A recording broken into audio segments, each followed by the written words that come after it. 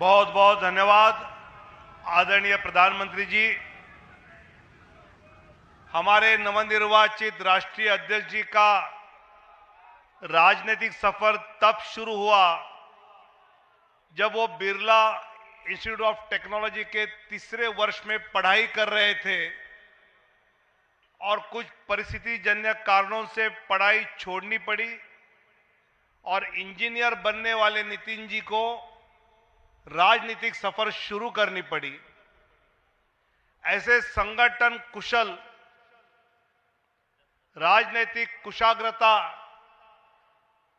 और एक सफल प्रशासक रहे, सरल स्वभाव के संवेदनशील युवा नेतृत्व, जैसे आदरणीय प्रधानमंत्री जी ने कहा कि पूरा देश उनको सुनना चाहता है। मैं नवनिर्वाचित अध्यक्ष आदरणीय नितिन नवीन जी को संबोधित करने के लिए आमंत्रित करता हूं। हम सबको वो मार्गदर्शन करें।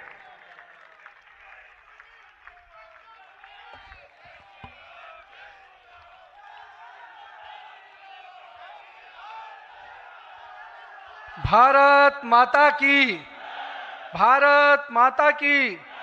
भारतीय जनता पार्टी जिंदाबाद, भारतीय जनता पार्टी जिंदाबाद। आज इस अवसर पर हमारे भारतीय जनता पार्टी के वैसे नेतृत्वकर्ता, जिन्होंने देश को ही नहीं पूरे विश्व को नेतृत्व दिया, और मैं कह सकता हूं एक प्रधान सेवक के रूप में जिस प्रकार से उन्होंने सेवा की है वो हमारे कालखंड के सभी कार्यकर्ताओं के लिए प्रेरणादायी हैं। ऐसे अपने यशस्वी प्रधानमंत्री, विश्व के लोकप्रिय नेता श्री नरेंद्र मोदी जी का मैं सबसे प्रथम अभिवादन करता हूं कि 140 करोड़ जनता आपके इस सेवा भाव से हमेशा आपका अभिनंदन करना चाहती है। हमारे बीच में भारतीय जनता पार्टी के पूर्व के राष्ट्रीय अध्यक्ष, वर्तमान में भारत सरकार के रक्षा मंत्री आदरणीय श्री राजनाथ सिंह जी, भारतीय जनता पार्टी के पूर्व के अध्यक्ष और हमारे गृह मंत्री आदरणीय श्री अमित शाह जी, और मैं जिस शख्सियत को सबसे पहले आज के इस अवसर पर जरूर प्रणाम करना चाहता हूं और नमन करता हूं, अभिनंदन करता हूं अपने निवर्तमान अध्यक्ष और भारत सरकार के केंद्रीय स्वास्थ्य मंत्री आदरणीय जेपी नड्डा जी को, हमारे पूर्व राष्ट्रीय अध्यक्ष और देश में सड़क परिवहन और राज्य मार्ग मंत्री के रूप में अपना अलग छवि बनाने वाले आदरणीय नितिन गडकरी जी, भारतीय जनता पार्टी के सभी संसदीय बोर्ड के सदस्यगण, राष्ट्रीय संगठन महामंत्री BL संतोष जी, और जिन्होंने इस पूरी चुनाव प्रक्रिया को और हम कह सकते इस संगठन पर्व को नेतृत्व दिया, वैसे अपने के लक्ष्मण जी, सभी राज्यों के माननीय मुख्यमंत्रीगण, हमारे सभी केंद्रीय मंत्रीगण, माननीय उप मुख्यमंत्रीगण, भारतीय जनता पार्टी के सभी राष्ट्रीय पदाधिकारीगण, सभी प्रदेशों से आए हुए हमारे माननीय प्रदेश अध्यक्षगण, माननीय संगठन महामंत्रीगण और हमारे सभी इस राष्ट्रीय परिषद के जो हमारे नुमाइंदे प्रतिनिधि यहाँ उपस्थित हुए हैं, मैं उन सभी को का अभिनंदन करता हूँ और साथ ही साथ देश भर के सभी कार्यकर्ताओं को और यहाँ पर उपस्थित सभी कार्यकर्ता भाइयों को भी बहुत बहुत अभिनंदन और धन्यवाद करता हूँ। आज मैं सर्वप्रथम हृदय की गहराइयों से आप सबका आभार व्यक्त करता हूं जो हमारे मंच पर शीर्ष पर बैठे हैं, हमारा शीर्ष नेतृत्व और यहाँ पर बैठा हुआ पार्टी का वैसा नेतृत्व जिसने हर बूथ तक भाजपा के विस्तार में योगदान दिया है। आपने मुझ जैसे सामान्य कार्यकर्ता को पार्टी का इस सर्वोच्च पद तक पहुँचाने का अवसर दिया है। मैं इसके लिए आप सभी को प्रणाम करता हूँ।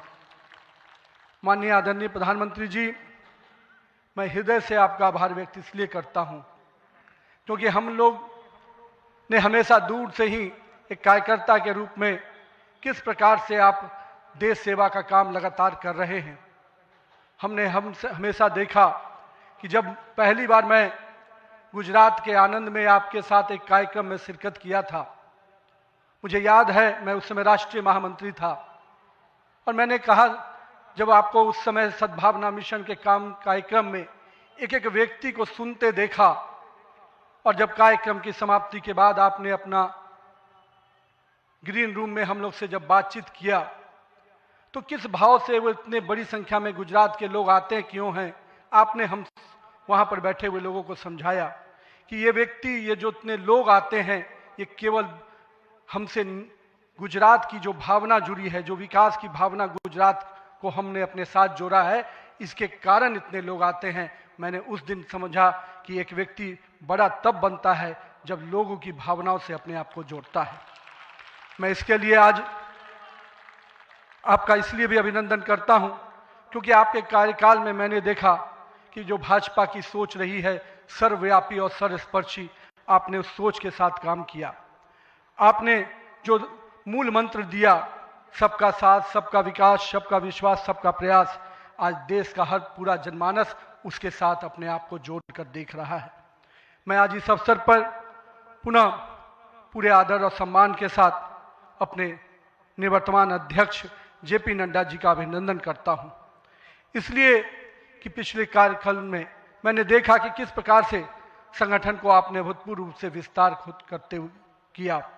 साथ ही साथ कार्यकर्ता आधारित कैसे राजनीति हो, इसको आपने बढ़ाया। और अभी बहुत बड़ी बात हम लोगों सब लोगों ने देखा, जिस कोरोना कालखंड में एक एक व्यक्ति अपने घर के अंदर महफूज हो रहा था, उस समय सेवा के उस परंपरा को, सेवा की संस्कृति को आपने जिस प्रकार से समाज में भाजपा कार्यकर्ताओं से आह्वान किया कि आप जाइए, आगे बढ़िए और सेवा के भाव से इस देश में कोरोना कालखंड में लोगों की सेवा कीजिए। पूरा संगठन आपके साथ खड़ा रहा। माननीय प्रधानमंत्री जी का जो निर्देश था उसको आपने जिस तरीके से लागू किया वो हम सब कार्यकर्ताओं के लिए अनुकरणीय हुआ। और मैं इसलिए उस समय को याद करता हूं कि जब विपक्ष के लोग घर में दुबके थे और भाजपा कार्यकर्ता हर काल कोरोना के पीड़ितों की सेवा में लगा था, वो कहीं ना कहीं माननीय प्रधानमंत्री जी का यशस्वी नेतृत्व था, आपका मार्गदर्शन था, तभी हम उस कालखंड से, उस आपदा से निकलकर बाहर आ पाए। मैं आज इस अवसर पर पार्टी के अपने पूर्व के सभी राष्ट्रीय अध्यक्ष को स्मरण भी करता हूं और हमारे कई राष्ट्रीय अध्यक्ष जो यहाँ पर बैठे हैं, मैं उनका भी अभिवादन करता हूं। मैं देखा हूं 2006 में मैं पहली बार जब विधायक बना, उस कालखंड से लेकर किस प्रकार माननीय हमारे पूर्व के राष्ट्रीय अध्यक्ष राजनाथ सिंह जी ने पार्टी के कामों को हमेशा हर कार्यकर्ता से जुड़ने का प्रयास किया।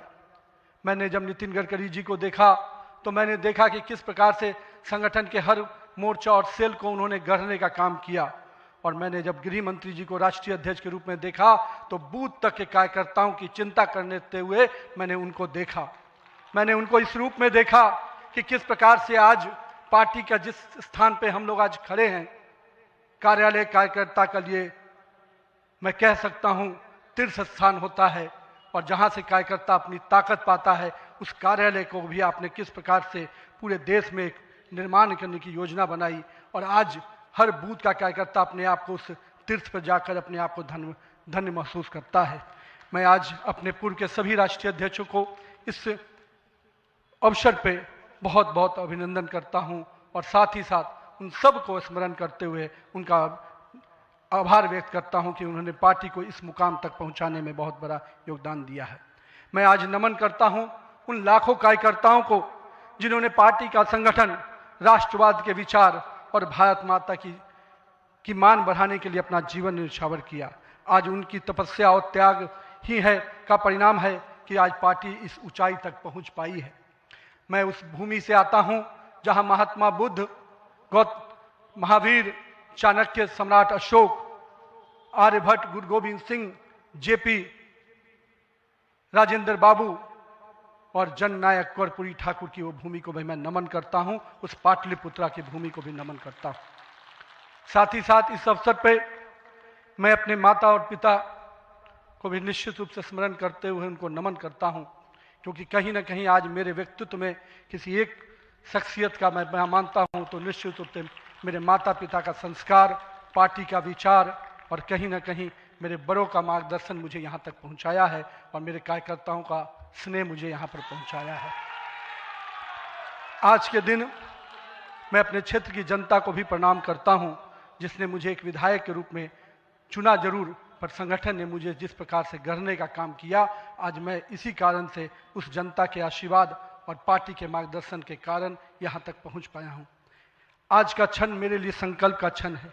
आज सिर्फ एक पद को धारण नहीं कर रहा हूँ, मैं पार्टी के इस विचार को, परंपराओं को, एक राष्ट्रवादी आंदोलन की जिम्मेदारी को स्वीकार कर रहा हूँ। और मैं इस अवसर पर साथ अपने सभी वरिष्ठ कार्यकर्ताओं को भी प्रणाम करता हूँ। साथियों, हम लोगों ने देखा है श्यामा प्रसाद मुखर्जी जी का प्रखर राष्ट्रवाद किस प्रकार से हमारे हर कार्यकर्ताओं के मन में बसा हुआ है। पंडित दीनदयाल जी के उपाध्याय के अंत्योदय और माननीय स्वर्गीय अपने सदैव भारत रत्न अटल बिहारी वाजपेयी जी का सुशासन की राजनीति, आज माननीय प्रधानमंत्री जी उसको आत्मसात करते हुए विकसित भारत की परिकल्पना हम सबके सामने रखी है। और आज 140 करोड़ भारतवासी अपने आप को इस विकसित भारत के सपने के साथ जोड़कर देश को आगे बढ़ाने में लगा है। मैं इसके लिए तहे दिल से माननीय प्रधानमंत्री जी का आभार व्यक्त करता हूँ। अभी माननीय प्रधानमंत्री जी अपने संबोधन में बता रहे थे किस प्रकार से अंत्योदय की योजनाओं को उन्होंने नीचे उतारा है। जल जीवन मिशन ही नहीं, हम महिलाओं को 11 करोड़ शौचालय की योजना को भी याद करना चाहेंगे। किस प्रकार से महिलाओं का सम्मान बढ़ा, 4 करोड़ लोगों को पक्के मकान मिले, 42 करोड़ लोगों को आयुष्मान भारत, 56 करोड़ लोगों के जनधन खाते खुले। मुझे आज भी याद है जब जनधन खाता खोलाने की बात हो रही थी तो कई लोग देश में, जब हम भाजपा के लोग इसको आगे बढ़ा रहे थे तो लोग हमारा मजाक उड़ा रहे थे। पर मैं आज भी मानता हूं, गरीब के खाते में अगर 1 रुपया दिल्ली से चलता है तो 1 रुपया अगर गरीब के खाते में पहुंच पाता है तो ये कहीं ना कहीं उस जनधन खाते का वरदान के रूप में मैं देखता हूं। मैं आज के दिन माननीय प्रधानमंत्री जी के इस सब के साथ और सबके विकास के इस नारे को फलीभूत होता देख रहा हूं। हम लोगों ने लंबे समय से कुछ नारे को, भाजपा के कार्यकर्ता, हमारे जनसंकाल के कार्यकर्ता लगातार कुछ नारे को गढ़ते थे। रामलल्ला हम आएंगे, मंदिर वहीं बनाएंगे, जहां हुए बलिदान मुखर्जी वो कश्मीर हमारा है, एक देश में 2 विधान 2 प्रधान 2 निशान नहीं चलेगा। साथियों, आज भाजपा के कार्यकर्ताओं ने वो कालखंड देखा जब अयोध्या का भव्य राम मंदिर का मार्ग प्रशस्त हुआ। आज जम्मू कश्मीर की जनता ने 370 धारा से मुक्ति का दौर देखा। आज सांस्कृतिक व राष्ट्रवाद की विचारें और मजबूत हो रही हैं। साथियों, मुझे याद है अब वो समय जब हम लोग आज श्रीनगर के लाल चौक पर तिरंगा लहराते देखते हैं तो गर्व की अनुभूति होती है। हमने वो दौर भी देखा था जब पाकिस्तान के झंडे लहरा रहे थे और दिल्ली की सरकार बैठकर मौन बैठी थी उस समय, क्योंकि वो समय हम लोगों ने युवा मोर्चा के कालखंड में काम करने का जब मौका मिला था तो हमने देखा था उस समय जब माननीय प्रधानमंत्री जी उस कालखंड से 370 को समाप्ति किए तो कहीं ना कहीं पूरे कश्मीर की फिजा बदली है और आज कश्मीर का लाल चौक तिरंगे से लहराया नहाया नजर आता है। ये परिवर्तन हमारे देश में आया है। साथियों, हम भारतीय जनता पार्टी के उस सामान्य राजनीतिक दल नहीं जिसके लिए हम काम करते हैं, हम उस विचार के साथ काम करते हैं जिस विचार से हम राजनीतिक अभिव्यक्ति के साथ साथ उस नारे के साथ काम करते हैं जहां राष्ट्र प्रथम के नारे, नेशन फर्स्ट, पार्टी नेक्स्ट और सेल्फ लास्ट, माननीय प्रधानमंत्री जी ने इस नारे के साथ हम लोग को जोड़ा है, हमारे नेतृत्वकर्ता ने हमें जोड़ा है और हम सब के लिए ये प्राथमिकता होनी चाहिए कि हम राष्ट्र के आगे रखकर ही अपने कामों को आगे बढ़ाएं। साथियों, हम अपने नेतृत्वकर्ता के संघर्ष और बलिदान से सीखने की आवश्यकता है। ये हम वैसे राजनीतिक दल के लोग हैं जहां राजनीतिक सत्ता नहीं साधना है, राजनीतिक भोग नहीं त्याग है, राजनीतिक ऐशो आराम नहीं तपस्या है, राजनीतिक कोई पदभार नहीं उत्तरदायित्व है। तो आइए हम सब कार्यकर्ता इस संकल्प के साथ अपने नेतृत्वकर्ता के इस परिश्रम और पुरुषार्थ के साथ अपने आप को जोड़ें। मेरे प्रिय कार्यकर्ता साथियों, यदि भाजपा आज विश्व की सबसे बड़ी राजनीतिक दल बनी है तो इसका मुख्य कारण हमारा प्रेरणादायी नेतृत्व है, हमारा विचारधारा है और हमारे लाखों कार्यकर्ताओं का मेहनत है। वो कार्यकर्ता जो बिना फोकस में आए अनवरत काम करता है, वो कार्यकर्ता जो कठिन से कठिन परिस्थिति में भी भारत का ध्वज झुकने नहीं देता है, वो कार्यकर्ता जो सीना ठोक के कहता है तेरा वैभव अमर रहे माँ, हम दिन चार रहे न रहे।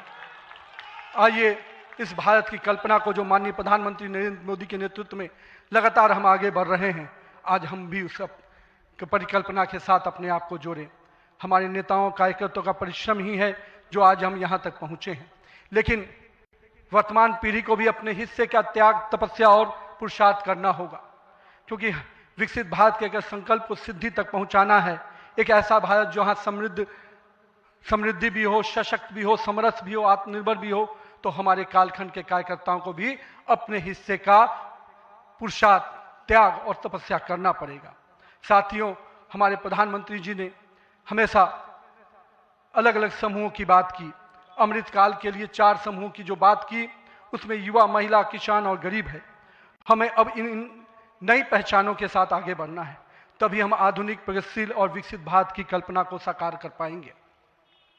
आज 15 अगस्त 2024 के दिन जब माननीय प्रधानमंत्री जी ने आज भी उसकी चर्चा की, और 15 अगस्त 2024 को जब लाल किले की प्राचीर से माननीय प्रधानमंत्री जी ने युवाओं को सार्वजनिक जीवन में आने का आह्वान किया, तो मैं देश के युवाओं से कहना चाहूँगा, राजनीति से दूरी समाधान नहीं, सक्रिय भागीदारी ही समाधान है। आइए एक सकारात्मक राजनीति के लिए युवाओं को आगे आने की आवश्यकता है। लेकिन साथ ही साथ मैं युवा साथियों से कहूँगा, मेरे भाइयों, राजनीति शॉर्टकट नहीं है, राजनीति 100 मीटर का रेस नहीं है, राजनीति लॉन्ग मैराथन है, जहां स्पीड का नहीं स्टेमिना का टेस्ट होगा। तो आइए राजनीति के इस पिच पर हम अपनी जड़ों को मजबूत कर कर काम करें। और भारतीय जनता पार्टी का वॉच टावर तो बहुत स्ट्रांग होता है मित्रों, इसलिए आप अपने बूथ में निरंतर रूप से काम करते रहिए, अपने मंडल में काम करते रहिए। भाजपा का वॉच टावर, भाजपा का केंद्रीय नेतृत्व इतना मजबूती तरीके से हर पारी से नजर रखता है, कहीं ना कहीं आपको भी उस मुकाम तक पहुंचाएगा। साथियों, आज जब भारतीय जनता पार्टी के कार्यकर्ता माननीय प्रधानमंत्री जी अभी हम सबको बता रहे थे कि किस प्रकार से पंचायत से पार्लियामेंट तक का सफर के लिए हर एक कार्यकर्ता लगे, हम आज इस अवसर पर जहां केरल, महाराष्ट्र, गोवा और अरुणाचल प्रदेश के स्थानीय निकायों में हुई शानदार जीत के लिए अपने सभी कार्यकर्ताओं को और उस क्षेत्र की जनता का भी आभार व्यक्त करते हैं। लेकिन मित्रों, अगर पंचायत से पार्लियामेंट का सफर तय करना है और लगातार हर जगह पर भारतीय जनता पार्टी का परचम लहराना है, तो हमको अपने समय के लिए पूरा मेहनत और परिश्रम की पराकाष्ठा करनी होगी। क्योंकि अगर 2047 का विकसित भारत बनाना है, तो हमको भी अपने पूरे मेहनत और परिश्रम के साथ उसमें जुड़ना होगा। साथियों, हाल में हमने देखा किस प्रकार से तमिलनाडु के एक पहाड़ी के पवित्र कार्तिकेय दीपम को रोकने का प्रयास विपक्षी दलों के द्वारा किया गया। यह नहीं है किसी रोकने के लिए विपक्ष के लोगों ने साजिश नहीं की। हमें याद है, हम लोग अभी हाल में देख रहे थे किस प्रकार से न्यायाधीश के विरुद्ध भी महाभियोग लाने का प्रयास किया गया।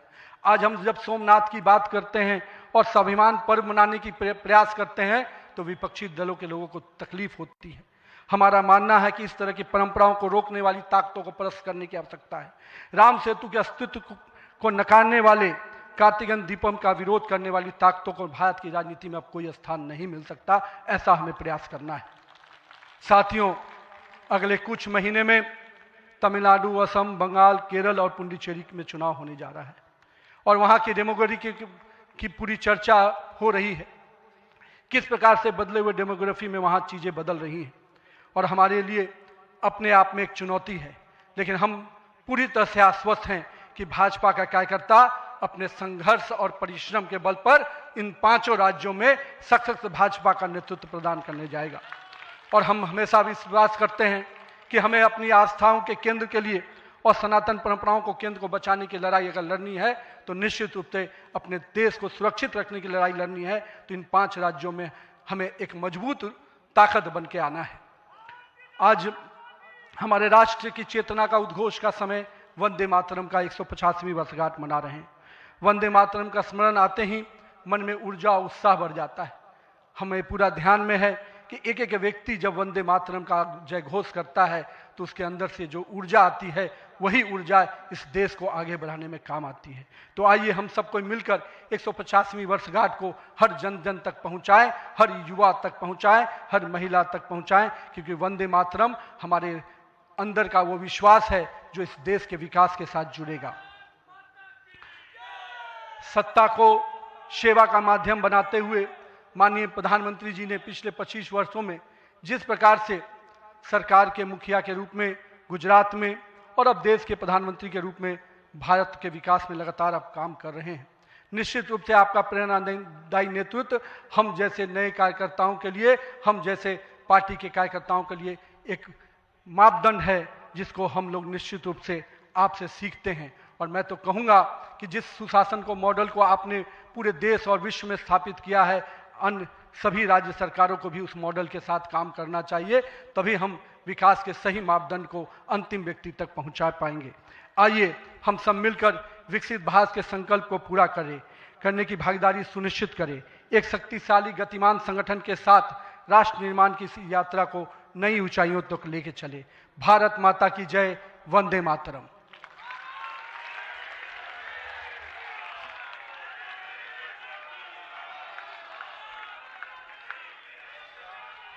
बहुत बहुत धन्यवाद आदरणीय नितिन नवीन जी। आपके प्रेरणादायी शब्दों से पूरे देश का भारतीय जनता पार्टी का कार्यकर्ता आपके शब्दों पे चलेगा, ये मुझे विश्वास है। मैं आदरणीय प्रधानमंत्री जी, सभी नेताओं का धन्यवाद करता हूं और अभी हम सब राष्ट्रगान से इस कार्यक्रम की समाप्ति करेंगे।